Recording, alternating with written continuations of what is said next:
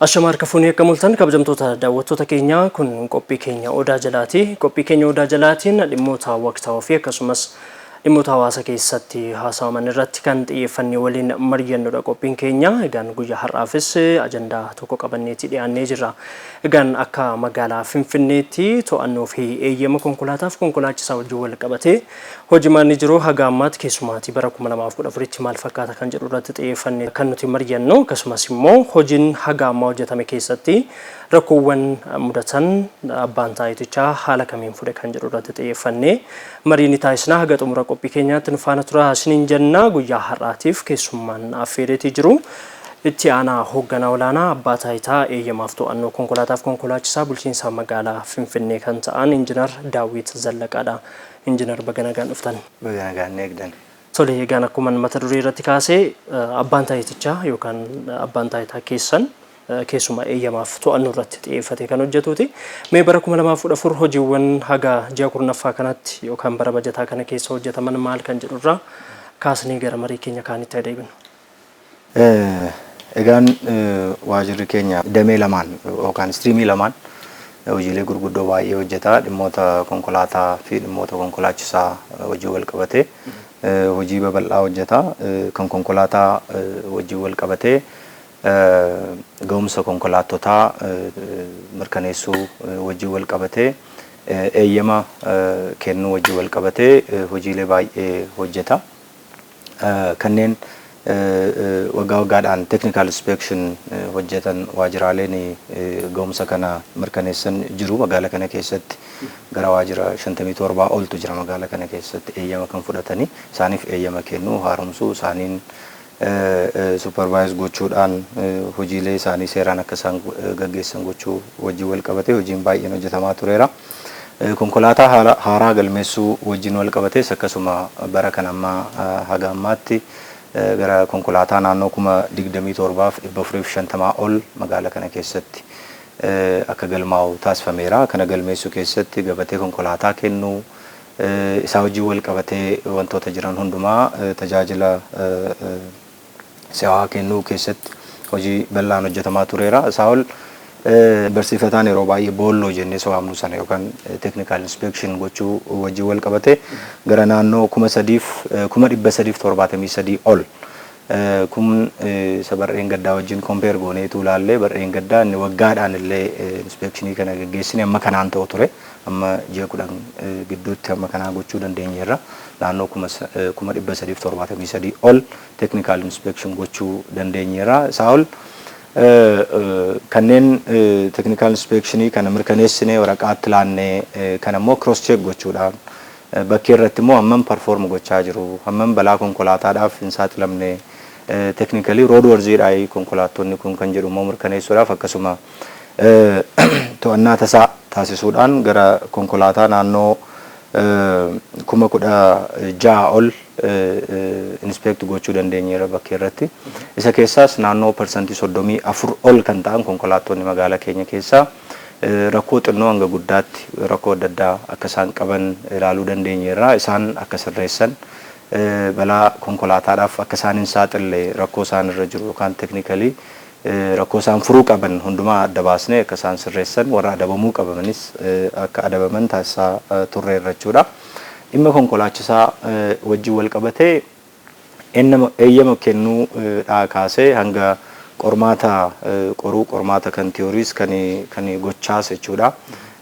Qoranii konkolaachisaa gahaa bobbaasuu keessattis hojii bal'aan taasifamaa tureera.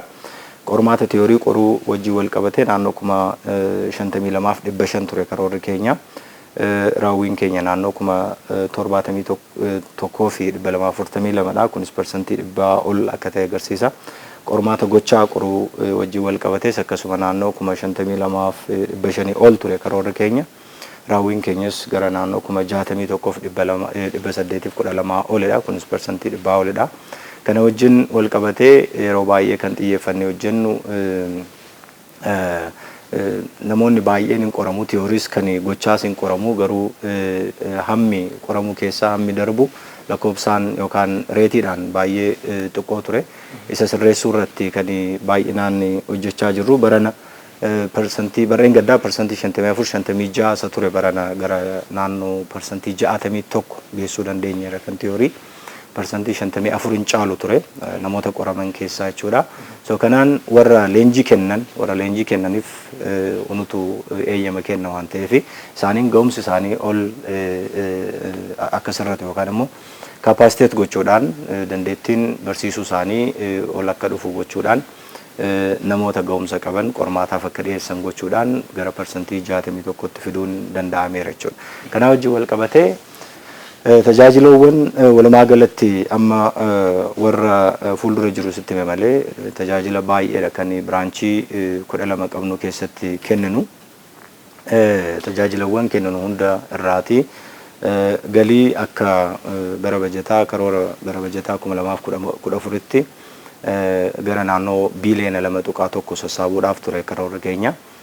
Haga ammaatti gara biiliyoona 1.75 sassaabuu dandeenyeerra. Yeroo hafe ji'aaf torbee sadii akkas hafe keessatti immoo humna qabnu hundumaa sassaabne hojii keenya qixaan laachuu yoo dandeenye karoora keenya yoo xinnaatti persentii 90-95 ol raawwachuu dandeenya jenneetu hojjetaa jirra. Warri kun warra fuulduratti kaasuu dandeenyudha. Isaa ol garuu hojii hojjennu keessatti tajaajila kenninu keessatti tajaajila ammayyaawaa kennuudhaaf wantoota barbaachisan hojiiwwan barbaachisan baay'ee hojjetaa turreerra.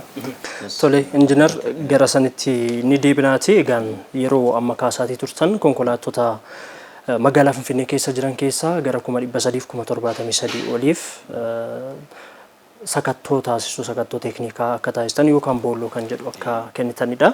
Akkuma biyya keenyaatti egaan konkolaattota biyya keenya keessa jiran keessaa hedduun isaanii as magaalaa Finfinnee keessa akka jiranii fi akka deddeebi'an gara magaalaa Finfinneettis beekamaadha baay'inni isaa jechuudha. Mee amma magaalaan Finfinnee konkolaattota nama dhuunfaanis ta'e mootummaadhaan qabamanii jiran hagam qabdi? Sakattoon taasistan kunoo hagam quubsaadha. Sababni isaa haga miiliyoona 1,800 haga miiliyoona 1 magaalaa Finfinnee keessa jira jedhamee amanama konkolaataan. Kana wajjin wal bira gaafa qabnu 1,373 hin xiqqaanne warra kaanoo eenyutu sakattoo taasisaafii jira. Walumaa galatti akka biyyaatti kan qabnudha miiliyoonni 1.3 akkas kan tilmaamamu. Walumaa galatti garuu akka keenyaatti lakkoobsi galmeessine irra jennee daataabeezii keenya irratti qabnu naannoo 650 olidha. Naannoo 700 akkas ga'uu danda'a jedhamee yaadama. Isarratti odiit goonee wanta kiliir gochuu qabnu akka jiru nuti iyyuu amanneerra. Garuu walumaa galatti progressiin boolloo kana wajjin wal qabatee technical inspection wajjin wal qabatee progressiin akka jirudha jalqaba kan inni mul'isuu yaade malee gahaa miti wanti kuni. Konkolaattonni warri kaani yeroo baay'ee maaloodha akka barsiifataatti konkolaataan tokko yeroo hojii dhaabu yookaan immoo spare partiidhaan haa ta'u karaa adda addaan gabaa keessaa gaafa ba'u seeraan nu biratti dhufee jalqaba galmaa'eera waan ta'eef galmee sana haquu qaba yookaan kiliiraansii fudhachuu qaba. Konkolaataan kun amma gabaa keessaa ba'eera yookaan spare partiidhaan yookaan karaa adda addaatiin hojii dhaabeera jedhee kiliiraansii nutti kenne libreef saleedaa nutti deebisee kiliir gochuu qaba siistama keenya keessatti jechuudha. Garuu akka barsiifataatti namoonni baay'een konkolaataan isaanii gabaa keessaa gaafa ba'u nu bira dhufanii kiliiraansii sana fudhachuun baay'ee hin baramne waan ta'eef konkolaataan akkuma galmeessinetti akka jirutti amanna jechuudha nuti. Akkuma hojii irra jirutti amanna. Akkuma hojii irra jirutti amanna malee garuu practically hojii irra jiraachuu dhiisuu danda'a jechuudha. Because isa bakkee mana namaa deemtee konkolaataan akka ammam jira isa jedhu lakkooftee baruun yaa'u gahee keenyas miti waan ta'eef galmeessuu fi odeeffannoo sana bulchuudha aangoon nutti kenname waan ta'eef isaa wajjin wal qabatee rakkoon adda addaa mul'ata. Kanaaf barsiifanni kun akka dhufu namnis awweer ta'e konkolaataan gabaa keessaa gaafa ba'u nu biraa dhufee kiliiraansii fudhachuu akka qabu gabatee fi libree deebisuu akka qabu nama barsiisuun uummata barsiisuun nurraa eegama. Isa gara fuulduraatti hojjenna. Isaa achi immoo maaloodha konkolaattonni gaafa galmaa'anii waggaa waggaadhaan technical inspection kana fudhatan bakka galmaa'an qofaatti akka isaan fudhatan Daarektiiviin jiru yookaan immoo memmariyaan jiru indirqisiisaa garuu namoonni baay'een fakkeenyaaf konkolaataa iitii hin galmeessina nuti hojiin isaanii garuu kibba yookaan Oromiyaa keessa yookaan immoo Amaara keessa ta'uu danda'a konkolaataan itti galmaa'ee eessayyuu hojjechuu danda'a miti biyya keessatti bakka barbaadee dhaqee hojjechuu danda'a naannoo ture sanatti inspeekshinii kana godhata jechuudha. Magaalaa Finfinnee ala naannoo biraatti. Hojmaatichi hin eeyyamuu fi garuu isa tuun bariin odeeffannoo gahaa tuun qabaatiin jirri sunis technical inspection sana gaggeessanii waraqaa sana laatuuf jechuudha. Namoonni baay'een naannoo kibbatti Amaarattis akkasittis dhaqanii inspection gochaa ba'anii yeroo dheeraaf waggaa dheeraadhaaf gochaa ba'anii gaafa as dhufan siistemii keenya keessatti waggaa dheeraadhaaf hin goone ati. Kanaaf kaffaluu qabda gaafa jennu maaliif naannoo akkasitti kunoo kaffalee akkas gochaan ture jedha. Hojmaanni garuu hin eeyyamu. Haala kanaan nu biratti boollo yookaan technical inspectioniin kun lakkoofsa gadaanaadha. Baay'een isaanii bakkeetti godhachaa turanii rakkoo keessa kan galan jiru jechuudha. Jechuun sababoonni gurguddoon lamaan kun yeroo baay'ee lakkoofsi kun lakkoofsa galmeessinee fi lakkoofsa technical inspection goone wajjin akka waliin simanne hin taasisa jechuudha. So sarratti hojjechuun gara fuulduraatti wanta karoorfannee hojjechuu qabnudha jechuudha. Tarii kanuma wajjin wal qabsiisnee ama technical inspection kan jettan kana iddoo biraatti godhachuun rakkoo gama balaa tiraafikaa babal'isuutiin qabu jiramoo asumatti waanuma qoratamutti iddoo biraattis qoratama. Akka hojmaataatti hojmaata wal fakkaataadha. Akka biyyaatti kan hordofnu jechuudha. Garuu immoo hojmaanni sun iyyuu immoo hin dirqisiisa actually konkolaataan magaalaa Finfinnee keessatti galmaan magaalaa Finfinnee keessatti qofa technical inspection haa godhan jedhee hin dirqisiisa. Rakkoon inni qabu maaloodha odeeffannoo gahaan qabu inni hin galmeessine sun. Konkolaataan kun hammi inni fe'u fakkeenyaaf technical inspection gochuudhaaf hammi inni fe'u hin barbaachisa. Konkolaataan sun yoom bitame maal odeeffannoon jalqaba yeroo galmeessinu fudhannu sun technical inspection sanaaf akka prerequisite fayyaduu hin danda'a yookaan hin fayyada directly hin fayyada. Isa tuun qabaatiin inspection gochuun odeeffannoo gahaa laatu jechuudha. Odeeffannoo gahaa konkolaataa waa'ee konkolaataa sanaa nuun laatu jechuudha. Dhimma kanarraan ka'ee dirqama bakka isaan galmaanitti bakka odeeffannoon isaanii guutuun jirutti qofa technical inspection kana akka taasisan seerri isaa hin dirqisiisa. Yeroodhaa yerootti sirrataa jaa dhufee fi ji'a 10 gidduutti illee gara naannoo 373 kan ta'e malee bara 2012tti nan yaadadha. Waggaatti illee gara naannoo 271 qofaadha kan nuti goone jechuudha. Kanaaf kun xinnoo fooyya'aa akka dhufee awweer ta'aa akka dhufee namni kan agarsiisudha jechuudha odeeffannoon jiru. Tole.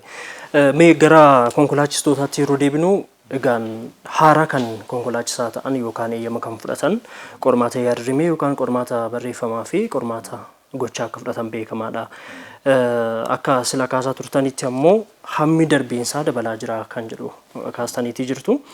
Kana keessatti maaltu waan haaraan yookaan hojimaatni haaraan maaltu dhufeetu amma komiin yeroo baay'ee kan ka'u qormaata barreeffamaa irratti mattaadhaan nama dabarsu qormaata gochaa irrattis akkasuma mattaadhaan nama dabarsuu kan jedhu fa'aan ni ka'a. Komiin kun akka mana keessaniitti furuudhaaf maaltu hojjetame hojimaata maalii diriire? Qormaata tiyoorii yookaan kan yaadrimee sana qoruu keessatti qormaatichi walumaa galatti guutummaa guutuutti siistemii qofaatiin laatama. Siistema qofaatiin laatama. Isa achi bakki qormaataa sun viidiyoodhaan illee manaajar yookaan biraanch manaajariin achi jiru akka biiroo masaa taa'ee sakatta'uu danda'utti taasifamee hojjetameera. Erga waggaa tokkoof ji'a jaatii as wanti kun sirrateera. Isa dura waan akkasii jira gochoonni adda addaas mul'ataa turanii isaa ol namoonni mana murtiitti illee gaafatamaa jiran jiru amma ammaatti illee suma ammaa kanallee kan gaafatamaa jiran jiru. Isa dura garuu waan akkasii jira amma warri amma mana murtii jiru siin jedhee kunillee waggaa tokko waggaa lama dura warra badii akkasii keessatti argaman malee yeroo dhiyoo kanatti waan akkasii hambisuun danda'ameera. Kani gochaa ammoo kana dura qaamaan ture namatu bakkeerra deemee fakkeenyaaf guutuu natti kuffistee yoo jiraate kana kuffisteetta kana immoo seera balleesteetta jedhee ofii masaa subjective judgment ture. yoo sitti tole ofii kee hin dabaltaaf yookaan immoo inni hir'istaaf ture jechuudha. Ammaan naannoo gara waggaa lamaa as garuu guutummaa guutuutti kaameraa ta'eera. Ammas ammaa kanayyuu kaameraadhaan qofaadha qormaanni kan taasifamu bakkee irratti namni qabxii laatu hin jiru biiroo taa'ee kaameraan angilee adda addaatiin jiru jira. Ijoolleen even qabxii illee gaafa laatan anaafati wal bukkee teenyee kan nama tokko qoruu hin dandeenye. Kan nama tokko namni tokko qofaanis qoruu hin danda'u. Haala kanaan goonee ruumii adda addaa keessa taa'anii namoonni sadii yookaan sadii ol ta'antu ruumii adda addaa keessa taa'anii kan nama tokko qabxii akka isaan laachuu danda'an goonee haala sanaan hojimaata sana sirreessuu yaalleerra. Hammi darbuumsaa kan inni ol ka'uu danda'ee fi inni guddaan kapaasitii jara warra barumsa kana laatan kapaasiteetti jaagooneef lammaffaa immoo evaluationiin isaanirra itti gaggeessaa turre xiqqoo cimaa akka ta'u taasisuudhaan warra hojimaata hin taane keessa galanii argamaniinis immoo tarkaanfii cimaa irratti fudhachuudhaan sirreessuu dandeenyee fi lammaffaan qormaatichumtiyyuu siistemii keessa jiru sun mataamsaa rakkoo qaba ture. Rakkoo adda addaa qaba ture. Persentaadhaan leebsuun yoo dadhabame walumaa galatti garuu xiqqoo siistemichis tureera waan ta'eef qormaan achi keessa jirurree rakkoo akka inni qabu adda baasne qormaata sana akka inni qulqullaa'u akka inni sirratu taasisuudhaan lakkoofsa kana ol fiduun danda'ameera jechuudha. Tole, egaan tajaajila abbaan taayitichaa kennu keessaa keessumaati konkolaatotni haaraa yeroo dhufanis ta'ee konkolaataan yeroo koodii gabatee jijjiirachuu barbaadu gabatee kennuudha. Gabatee kennuu wajjin wal qabatee egaan dhiyeessiin isaa maal fakkaata? Maaliif bara kana komiin kan dhaga'amaatii jiru yeroo dhiyoodhaas gabatee hanqinni gabatee akka jiruu fi argachaa kan jiredha. Abbootiin konkolaataas kan isaan dubbatan kun maalirraati kan inni uumame hanqinni gabatee? Egaa gabatee konkolaataa akka waliigalaatti akka biyyaatti qaama tokko qofaatu oomisha. Naannoo fi magaalota hundumaaf jechuudha. Kana dura abbaa taayitaa geejjiba federaalaa ture. Amma erga yeroo dhiyootii as immoo public service employees transport services enterprise kan jedhamu waajjira sanatu delegeeshinii kennameetiin oomishee nuu dhiyeessaa jira. Dhiyeessiidhaan wal qabatee ture amma yeroo dhiyootii as keessumaa gabatee koodii 2 kan manaa jechuudha. Wajjin wal qabatee rakkoo bal'aatu mul'ataa jira. Erga torbee 2 as nu qaqqabaan jiru. Gabateen kamiyyuu oomishamee nu qaqqabaan jiru. Walumaa galatti haala doolaara wajjin wal qabatee eeyyama xinnoo barbaadu turanii isa sana ijaa dafanii hin arganneef dhiyeessii sana dafanii dhiyeessuu hin dandeenye. Kanaaf erga torbee 2 as koodii 2 irratti rakkoon cimaan jira jechuudha akka waliigalaatti. Akka Finfinneetti koodii 2 ala dhiyeessiin gabatee rakkoon hin jiru. Kood 1nis 3s 4s 5s warri kaanis rakkoon biraan jiru. Kood 2 irratti garuu galteen barbaachisu jira ture waan sana oomishanii nuu dhiyeessuudhaaf fi sana immoo bituudhaaf biyya bakkeetti bitama waan ta'eef sanaaf immoo doolaarri hin barbaachisa isa hin arganne kan jedhu deebiin isaan biraatti arganne amma dhiyaannetti immoo nutis binnee dhiyeessuu hin dandeenye kanadha haqa jiru jechuudha. Tole, kenniinsa eeyyama konkolaachisummaa wajjin wal qabatee egaan yeroo baay'ee eeyyamni konkolaachisaa seeraan alaa ni qabama ni mul'ata. To'attoonni tiraafiikaas poolisoonni tiraafiikaas kana ni qabu. Eessaa madda amma dhaabbilee konkolaachistotaatu qoree isin waliin ta'e walitti hidhamiinsa keessaniin kan inni kennu. Akkasumas immoo wantoota addatti hin ba'an qaba jedheetii yaada. Hordoftaniittuu kana eessaati kan inni maddu? Dhaabbanni konkolaachistotaa hin barsiisa malee hin qoru. Kan qoru unuudha. Qoree waraqaa ga'umsaa sanas kan kennu unuudha. Haalli itti qorruus immoo sila ibsuu yaaleera. Kan tiyooriis kan gochaas karaan itti goonu haala ammayyaawaan akka inni ta'u carraaqqii baay'eetu taasifamaa ture. Isas yeroo baay'ee miidiyaa adda addaa irrattis fiidbaakiin gaariin itti argamaa tureera. Garuu immoo eeyyamni konkolaachisaa seeraa ala magaalaa keenya keessatti argamuu hin danda'a. Kan irras poolisiin aroonnogaa hammam akka inni diiteelii isaa beekuu baadhullee qaamii manuma isaa taa'ellee waan sana print godhee raabsaa ture poolisiin qabatee waan sana akka inni sirreessuuf yaalii cimaa taasisaa ture nan beeka. Isa achi garuu amman beekutti akka waajjira keenyaatti hojimaanni jiru san silasiin jedheedha.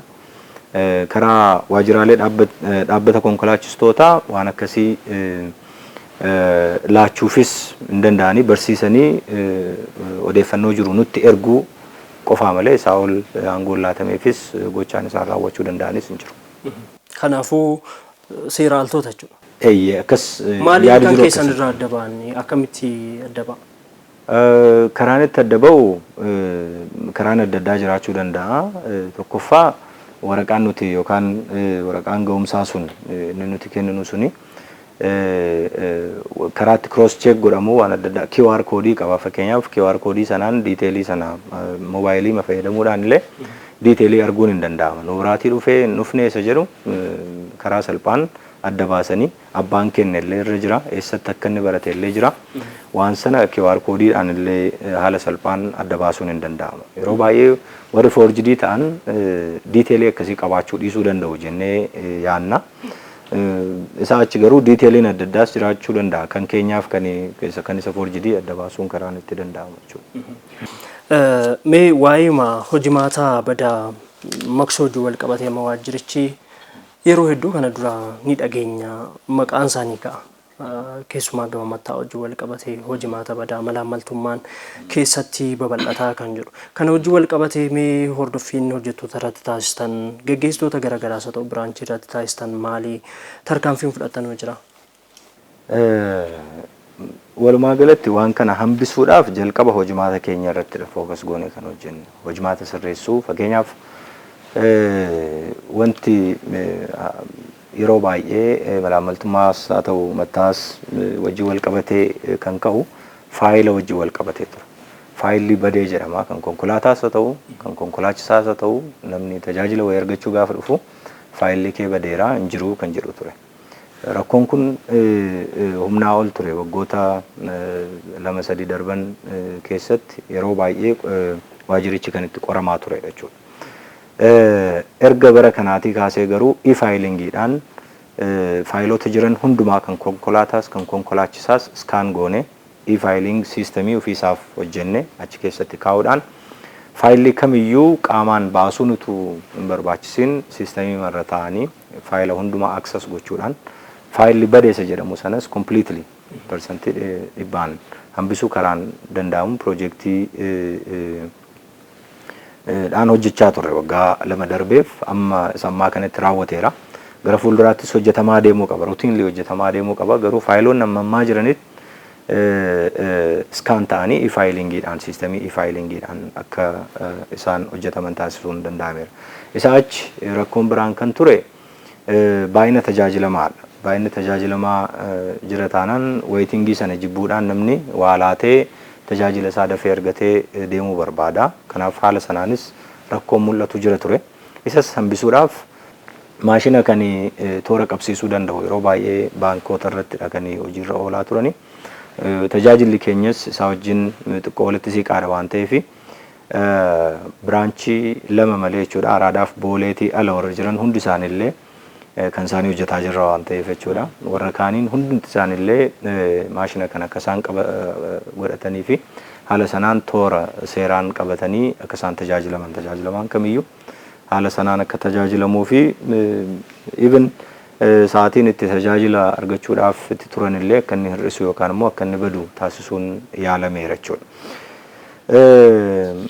Kana hojii wal qabate hojiin baay'eenis kan hojjetaman jiru. Siistemii maannoo tajaajilli biraanchii keessatti kennamu walumaa galatti naannoo parsantii 100 jechuun hin danda'ama. Biraanchii 12tti iyyuu kan kennamu completely siistemaaf siistema qofaatiin akka ta'u taasifameera. Kana darbee garuu hojjetaan rakkoo uumuu yoo jiraate karaa seera qabeessaan disipliiniin jira haala sanaan gaafatamuu hin danda'a. Walumaa galatti haga ji'a 9tti jechuudha. Naannoo gara nama 91 gaafachuu danda'ameera. Sadarkaa adda addaatiin jechuudha. Hojiirra ari'uu ta'uu danda'a. Miindaadhaan sadarkaa gadi buusuu ta'uu danda'a. Sadarkaa adda addaadhaan akka isaan gaafataman taasisuun danda'ameera jechuudha. Kun hojjetaas gaggeessaa biraanchiis dabalatee jechuudha. Walumaa galatti gaggeessaa biraanchii lamarrattis tarkaanfiin akkasii fudhatameera. Hojjetaa immoo naannoo nama 91 kan ta'u irratti tarkaanfiin adda addaan fudhachuun danda'ameera jechuudha. Qulqullina tajaajilaa kana fiduuf egaan yeroo tajaajilli kennamu komiin hin dhabamu amma namni tokko fakkeenyaaf odoo karaa sirrii hin taaniin qormaata gufeera jedhee yoo fidate akkasumas kenniinsa tajaajilaa keessan irratti komiin qaba jedhee siistama kamiin yookaan hojimaata kamiin kan komii simattan komii sana furtan? Komiin karaa lama fudhatama. Isti fakkeenyaaf sammati kaaste kana halaalluuti fakkeenyaaf qormaata kan gochaa qorame akka darbu bareera garuu kufteettatu jedhamee directly kan dhimma kana laallatu kutaan illee hin jira jechuudha biraanchii hundumaatti. Biraanchiin rakkoo akkasii ilaalee furmaata akka kennu taasifame maannoo tiniin kennamee fi taa'ee jira jechuudha. Isaan ilaalu saachi garuu wanti kun silasiin jedheera viidiyoodhaan kan qormaanni sun ilaalamu viidiyoodhaani. Viidiyoon sun yoo xinnaate torbee lamaaf hin tura. Kanaaf darbuuf kufuun kee kan sitti himamu within 30 minutes daqiiqaa 30 gidduuttidha. Even waraqaan ga'umsaa sun illee kan sii kennamu daqiiqaa 30 yoo baay'ate amma daqiiqaa 45 gidduuttidha. Kanaaf yoo kufteetta jedhamtee maal goota yeroo sana kutaan isa laallatu jira. Ay kuni anin kufne jettee iyyata kee neeffattaa zan viidiyoo atitti qoramte sana sii fidu jechuudha. Kunoo kana kuffisteetta haala kanaan deemteetu kana balleesteetta jedhamee sii laatama. Convince hin taane taanaan hojii gaggeessaan biraanchii sanarra jiru immoo wajjin oditara wajjin taa'ee system audit kan godhu jira waan ta'eef jechuudha. System auditii sana wajjin taa'anii mari'atanii viidiyoodhaan waan jiru waan qabatamaa waan ta'eef jechuudha. Waan qabatamaa waan ta'eef ilaalee mirkaneessee yoo sirrii ta'e sirriidha. Yoommoo namni dogoggoree qabxii jalaa hir'ise yoo jiraate akka inni sirreessu taasifamee tajaajila isaa argata. Tajaajila biraa keessattis akkasuma waajirri keenya waliigalatti waggaatti yoo xinnaate naannoo tajaajila miiliyoona 1.3 kenna walumaa galatti jechuudha. Kun baay'eedha. Kanaaf tajaajilama baay'eetu dhufa. Rakkoon akkasiis ka'umsaa hin mala. Kanaaf akka giddu galaatti daayirektoreetiin jira. Akka biraanchiitti immoo akka tiimitti jechuudha yookaan budinitti akka tiimitti jira. Haala sanaan rakkoo jiru hundumaa dhiyeessanii karaan itti furmaata argachuu danda'an jira. Isaa achi ammaaf rakkoo teeknikaatu nu mudate malee lakkoobsi tolaa 7766 jira. Sirrattis rakkoo jiru hundumaa qaama olaanaatti dhiyeessuun hin danda'ama jechuudha karaa bilisaan jechuudha. Tole mee gara jijjiiruu hojii wal qabatee haadhufnuuti egaan tajaajila sillaatan keessaa galmeessuun dhorkuun fa'aan akkuma jiru jijjiirraa gabatees haa ta'u jijjiirraa maqaas ni laattu. Jijjiirraa gabatee hojii wal qabatee egaan komiin tokko tokko ka'aatii jira. Komiin kun maali?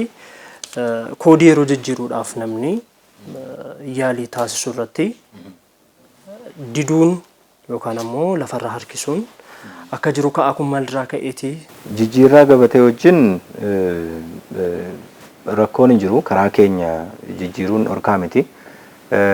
Garuu maaloodha rakkoon yeroo dhiyootii as nu mudataa jiru namoonni keessumaa gibira kana jalaa miliquuf tooftaa adda addaa fayyadamanii keessumaa konkolaataan kan daldalaa yookaan kood 3 yookaan kood 3 jechuudha. Isa wajjin wal qabatee abbaan taayitaa galiiwwanii yookaan biiroon galiiwwan magaalaa Finfinnee hojimaata addaa fideera. Yaa akka waliigalaatti nuti konkolaataa gaafa galmeessinu jalqaba gatii konkolaataan sun itti bitame yookaan invoice irraa yookaan immoo declaration irraa fudhannee hin galmeessina siistama keenyatti. Isa galmeessine kaanee karaa saayinsaawaa ta'een gatiin sun depreciate gochaa deema. Haala sanaan siistemumti sun iyyuu tilmaama konkolaataa sana illaata. Isa sanaan kaffaltii barbaachisuu dhaqee galiiwwan kaffalee gaafa dhufu tajaajilli sadiirraa gara lamaatti lamarraas gara sadiitti haala adda addaan hin kennama. Garuu maal ta'ee yaa'u haalli gabaa konkolaataa biyya keenyaa immoo hin beekama miti jechuun warreen gaddaa konkolaataan birrii miiliyoona tokkoon bitame barana isaa ol malee isaa gadi hin gurguramu. Hojjetaa ba'eellee jechuudha. Akka haaraatti tun taane hojjetaa ba'eellee barreen gaddaa gatii jiruurra dabaleetu gurgurama. Kanaaf karaa saayinsawaa tuun taane kun addadha waan ta'eef karaa adda ta'e kanaan deemuu barbaanna jedhanii sirriidha. Galiiwwan haala sanaan deemuu gaafa jalqaban gatii ishee dabalteerraa kaapitaal geenii hin fudhatu isaan naannoo parsantii 35 jechuudha.